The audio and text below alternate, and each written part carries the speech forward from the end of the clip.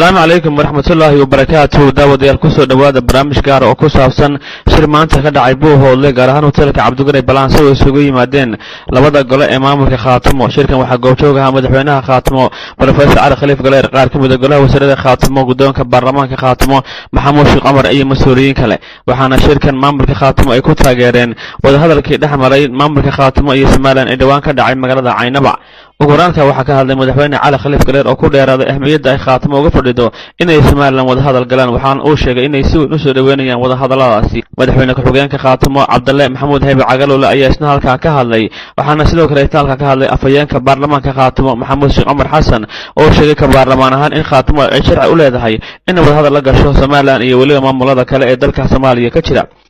waxaasna halkaa ka hadlay wasiirka amniga ee Khaatimo Kayse Cabdi Yuusuf iyo waliba wasiirka arrimaha dibadda ee Khaatimo Maxamuud Ismaaciil Shabac oo kamid ahaa dadkii ka qayb galay kulankii dhexmaray Somaliland iyo waliba oo kamid ahaa wasiiradii Khaatimo u dirtay shirka ka dhacay magaalada Caynaba. waxayna ka warbixiyeen waxyaabihii ay maamulka Somaliland ay kala soo hadleen. Baayir Mahdi oo kamid ah qurbo joogta gobolada Sool, Sanaag iyo Cayn iyo waliba Xariir Aw Cali oo kamid ah dadka ka qayb galay kulamadaas ayaa halkaa ka hadlay. barnaamijkan oo dhameystiran waxaa soo diyaariyay bahda Somali News ee Buuhoodle ee daawasho wacan. waa arrinta tan wada hadallada aan la yeelanay Somaliland shir bilow ah yaa saad ogtihiin Caynaba lagu qabtay. hadal bilow ah yaa meesha ka soo baxay, hadal aad iyo aad u fiican iyo dood aad iyo aad u fiican oo aanu kaga wada hadlayno maamulka Somaliland danaha naga dhaxeeya iyo inta badan aanu gaar u leenahay. hadalkaas waa noo bilaabmay warilaado raadiyaan ku celcelinayay oo shiinuhu ay ku mahmahaan baa waxay tahay safar 3,000 oo sano qaata hal tallaabo ku bilaabma. hal tallaabo muxuu ahaa 1,000 sano safarkaa qaadanaya. bilowgaas hadda si fiican buu noogu bilaabmay, waana u ballansannahay safarro kale Khaatimo iyo Somaliland inay geli doonaan. dangaaray Khaatimo ka wadataa ma ay jirto. Khaatimo waxaa loo doortay in ay matasho ummadda Sool iyo Sanaag iyo Cayn ku nool, iyagii un bayna matashaa. waxay la dolo tagtayna waxay meel gooniya ama beel ama jabsin ka mida reer Khaatimona uguma tegin inay danahooda ay ka doodo, umana tegin intii loo diray sidii la inooga bartay in badan oo meesha ama joogta ama hadda la leeyahay dhiilahoodayba u buuxsadeen dana gaara oo loo tagayaan ma ay jirto. mid ummadda dhulkan ku nool oo beel gooniya ama jabsin gooniya loogu talagalayna ma aha. mas-uuliyadaasaa Khaatimo saaran, iyadayna dadkeedu ay u dhiibteen, ammaanadaasaa loo hayaa. iyadana wixii ka yimaada mas-uuliyaddeedaanu leenahay. annaga xaqayaga lama gola tegayno. waxaanu rajaynaynaa wax badan baa nagaga xidhan wadahadalladaasna aanu rabno in xal waara oo nabada la wada gaadho. hadda dantayada qura maaha waxaan ka hadlaynaa, waa dantooda iyo taayada iyo danta aaggan oo dhan. waa nabadda geeska Afrika oo dhan. waa nabadda geeska Afrika oo dhan waxaanu ka hadlaynaa. waxaa naga ballana anagoo shacabkeega u daacada inaanan marnaba indhaha ka qarsan baahida guud ee geeska Afrika taa, baahida guud ee dadka Soomaaliyeed haysa. annaku shacabka Soomaaliyeed ee koonfur waxba uma haysano. haddii ayaan daro dhacday hadda karisfuliyana wax kula maamulka xamar jooga ma aha annaka qura wuxuu xiilayo ee duudsinayo. annaka qura maaha, wala xamar buu duudsiyayaa. saa wax gacanta ugu jirtaba ma ay jirtay. waxaanu rabnaa dadkaana inaanu xusuusino horay awalna annakaa u dhimanaynay haddana annakaan ka marin habaabaynin waxa ummadda dadka shacabka soomaaliyeed waxaa u istaahilo annagaan ka marin habaabay hadda laakiin dee rabba waa ku raggeed annaka iyo shacabka somalilan iyo xukuumadda somalilan dad hadda la isbaraya ma nihin war dad ka ab wada deganaa dhulka wadaaga dhalasho wadaaga danaha yagu si loo kala saarsaara oo badanaba ayaa jira hadda taa macnaheedu ma aha indhaha inaan ka qarsanayno maamulkan maanta jooga ee somalilan ee saaxiibkay axmed siinaaye madaxda uu ka yahay hadda intuu noo gaadhsiiyey ilaa wakhtigii daraawiishta waxna gaadhsiiye ma jiro dhibaatada ayna gaadhsiiyaanna waa ognahay waa ka dheragsannahay mas-uuliyad baa naloo idmaday mas-uuliyaddaa naloo idmaday qodobada ugu muhiimsan waxay ahaayeen midayn horayn oo marka la isku soo xooriyo noqonaya sidii ummaddaa ku dhaqan sool sanaag iyo caynama reer khaatumo ay mustaqbalkooda iyo noloshooda iyo wiilkooda wiilkiisu sidii ay taladooda iyo maxaanku dhadaa ay u yeelan lahaayeen horumarkooda iyo maxaanku dhadaa dhismaha deegaanadooda iyo maxaanku dhadaa noloshoodaba tii naloo idmada taasay ahayd waxaa naga go'an oo aan qarsoonayn oo aanaan qarinayn dariiq kasta iyo waddo kasta oo aanu ku gaari karno wixii naloo idmaday waa naga go'anta waxaanu dadka reer khaatumo ee ku walaacaya meel heblaa la aaday war meel heblaa waaba caynaba oo hadda raggii geela ka waraabin jiray meesha la tegey meel fogba maaha haddeeray goobta fadhiyaan raggii geela ka waraabin jiray waa dul deegaanadeennii ka mida meesha la tegey si kastabaa loogu tageen meel walba oo ay nala gasho danta ummadda tan reer khaatumo waxaa naga go'an aanu tagno waxaa naga go'an arrin kasta oo qallabsan inaanu u marro waxaa naga go'an wax kasta oo aanaan liqi karayn inaanu u liqno sababtoo ah waa ballantii aanu qaadnay waa wixii nalagu dhaariyey laakiin u tegi mayno oo u mari mayno sidaad hore u barateen ama aad u arki jirteen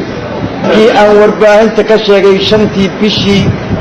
8aad 2016 ee aan golaha baarlamaanka isugu yeeliyey ee aan caynka ah war wuxuu ahaa midaan ku badbaadinayo inaan khasaare ka dhicin dadka kan oo aan dhibaato qoyseed iyo mid siyaasadeedtoona saamayn nagaga yeelan dhibaato arrimaha la wado ee harrahana laga keenayo waxaan ku badbaadinayay ummadda reer khaatumo inaan wax laysu gelin oo dad kale oo dhaqaale laga soo taba tuuray oo malaasii shaqadiiba idinka dhammaanaysa haddii la wada hadlo ama la heshiiyo ninkii iga duubayey kanuu ahaa war waxaan caddaynayaa wuxuu nin dabadood ka tegey meel uga toogoon buu waayey meel aan istiraado xal kalaad u maraysaa baan waayey markaan arkay maaskii soo jeeday waxaa leeyay war ninka haddaad doonaysa inaad qabato waa lala qabaabaa war wax badan baan ku qabanayay ninkii ujeeddo kale ka lahaa waanu isgaranaynaa ilaan markaan warka sii daayey dad badan baa ila soo xidhiiday ama dawladda ha joogeen ama ha joogeen maamullada hareeraha war baarlamaankii aan isugu yeedhay duruuftaasaa igu kaliftay waxbaan badbaadinayey wargooyihiinni ku kala sugnaada inta aynu war shir dambe yeelanayno duruuftaa imarisay waddo ka sahlan baan waayey arrinkaasina caynkaa weeye waxaan bulshada reer khaatumo u ballan qaadaynaa aanu sharaftooda marka xitaa la wada xaajoonayo inaanan xaajo daciifa oo liidata ugu xaajo qaadin yaan u ballan qaadayna waxaan u ballan qaadaynaa inaan sharaftooda karaamadooda iyo xaqooda xuquuqdoodaba aanan ka soka dhicin ee aan raadino marka aan taa leeyahay haddii aanu si liidata u xaajaysano dadka aanu iska hor jeednay dagaalku waa noocyo badan iyo xabadoo keliya maaha xaajadaa dagaala xaajada yaa nooc dagaal ah war haddii dalka iyagii bar la qabsaday walaahi xaajada aanu gallo barna kale lagu qabsan maayo waa uu xisaabtaa u soo saartay khaatuma hadday xisaabtatay 3 dawladood dagaalkeeda ma awoodo hadday xisaabtantay 3 dawladood dagaalkooda ma awoodo waxaanu garoonsannay inaanu bal warmaha dhinac walba laga aadan aan ku dayno inaanu siyaasad xal ugu heli karno waxaana ka bilownay kuwii xabaddu laga dhaxaysay dalkaan isku haysanay wax aan ku dagaalamayna dhexyiida kuwaasaanu ka bilownay wada hadalkaas saad sheegaysa adeero waa dhacay caynabuu ka dhacay waa wada hordhaca wada hadal dambana waa dhacayaa ama mid labaad iyo mid saddexaadba waxaan rajaynaynaa sidoo ku socda haddaan qiimayno inuu ku dhammaado guul inta ka horaysa wada hadalka labaad oo dhici doonana 1 iyo 2 iyo 3 qodob oo haddaan cid saxaafadda uga sheegaynaa ma jirto laakiin nin kastoo la dhegaysanaya reer khaatumo iyo mid kalaba waxaan leenahay wada hadal wacan baa noo socda ilaahayna waxaanu ka baryaynaa weliba inaanu ku guulaysano 2016 waxa aanu ayadoo noo imaday oo hormoodka yahay madaxweynaha maamulka khaatumo iyo dhammaan golayaashiisu aan ka mid noqday anaa wasiirka arrimaha dibadda ee maamulka khaatumo in aanu wadahadalkii koowaad ee hordhaca ahaa ee maamulka khaatumo hadda si fiican u dhegaysta maamulka khaatumo iyo maamulka somaliland ay face to face isu hor fadhiistaan kaas oo macnihiisu ahaa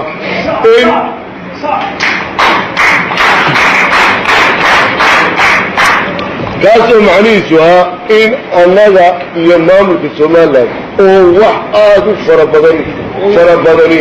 ay naga dhaxeeyaan dhinac kastaba in aanu u gobol xaadhno ama bilowno wadahadalkii ay go'aansadeen maamulka somaliland iyo maamulka khaatumo inay ku wada hadlaan oo ay kaga wada hadlaan wax kasta oo dhex yaalla sidii ay ugu soo dabaali lahaayeen sida caqliga saxi yahay sida saxa ah sida ay dani ugu jirto bulshooyinka maamulka somaliland iyo bulshooyinka maamulka khaatumo of soomaaliya waxaana halkaas ka dhacay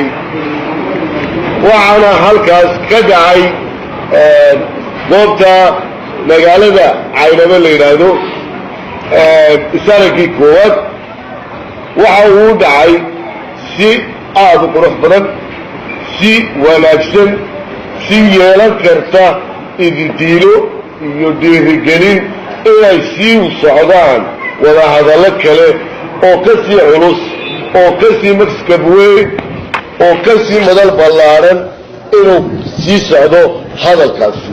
ayaa nooga soo baxday in ay dhiirigelintaasi tahay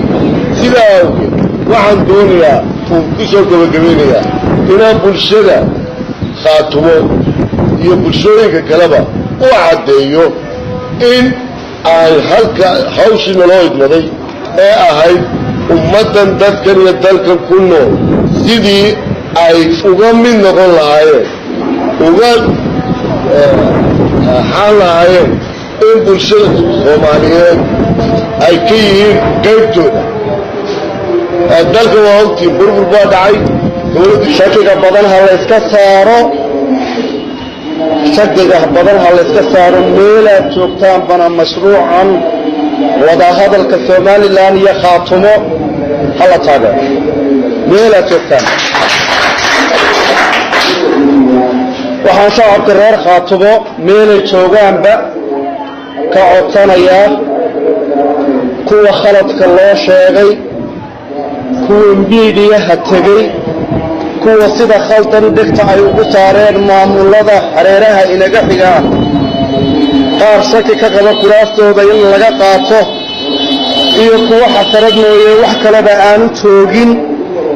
ee shalay miidiyaha tegey ee sida khaldan wax loogu sheegay waxaanu filannaa oo ilaahay idankiis aanu filannaa waxa jira ee xaqiiqadaa markay ogaadaan inay noqon doonaan kuwa ugu horeeya ee taageera mashruuca wadahadalka iyo nabadda ee ay hormoodka ka tahay dowladda khaatumo waxaan u sheegayaa intii aanu sharafta isku lahayn ee odayaasha ahayd ee aniga ahaa ee shalay miidiyaha tegey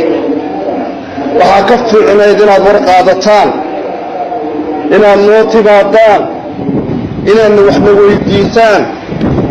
wax dhibaato ah oo idin imanayaana ma jiraane caloosha iyo niyaddaba xajista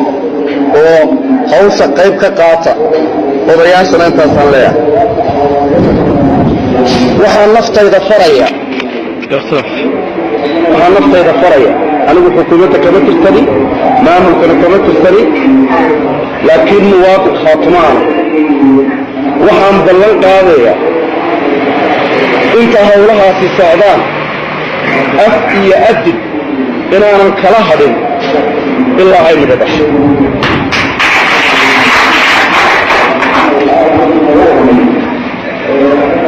mansab iyo manfac min cid ka doonaysaa ma jirto warxig xuquuqaal baynu dhammaanteed isu wada marray الرحمن الرحيم اللهم صل على سيدنا محمد وعلى آله سيدنا محمد halkan anigoo ah maxamed cali barre xariir waxaan anigu ka mid ahaa raggii caynarati wixii ay xukuumaddu ka hadashay madaxweyne ilaa iyo dhammaystir iyo golayaasha xukuumadda khaatumo anigu kama midihi waxaanse ka mid ahay dadweynaha khaatumo waxaanaanu ka qayb gallay shirkii caynaba markaanu ka qayb gallay waxaana looga qayb geliyey in aanu dowladda maamulka khaatumo waxyaabaadka uu qabanayo iyo ciddii wax la qabanaysa arrini ka dhaxayso dadweynaha iyaga inaanu wakiil uga ahanoo dhegaysanno yaana looga dhigay markhaati fog saasaanu annagu ku tagnay maamulka khaatumona noogu yaadhay inaanu dadweynaha iyaga annagoo ka wakiila oo wuxu sheegayna oo wixii dibintaabiye ah eegayna wixii saxana u eegayna inaanu uga markhaati noqonno yaanu uga qaybgallay annagu marka aanu sidaa ahayn ee aanu golo tagnay sida laga hadlay ee magaalo meelaha loogu kala dhuuman jiray waxaad ku tala gashaan ninka raggayagii halkaa tegay ama dee odayaal ha noqdo ama xukuumad ha noqde dee meel wax lagu baadhanayo ama hunguri loo tagay waa taqaaninta laysla rafanayo intay qaadato annagu habeenkii aanu tagnay ee sariirtayada ka kacnay habeen labaadkiina tayadii baanu soo seexan waxaan idiin sheegaynaa markii aanu quraacana sidii dadka ilbaxay ama hore u maray uu ku dhaqmi jiray baad moodi ilaahay inuu noo daadahinayay markii noola dhaweeyey ee aanu shaahaysanay waxaanu bilaabanay hadalkayagii oo noo diyaargaraysna markaanu halkaa ka bilaabannay mar wax la cunayay noo shahnay ilaa aanu soo baxnay ilaa halkaa waxaanu ku jiray danaha labada maamul ee maamulka khaatumo iyo ka somalilan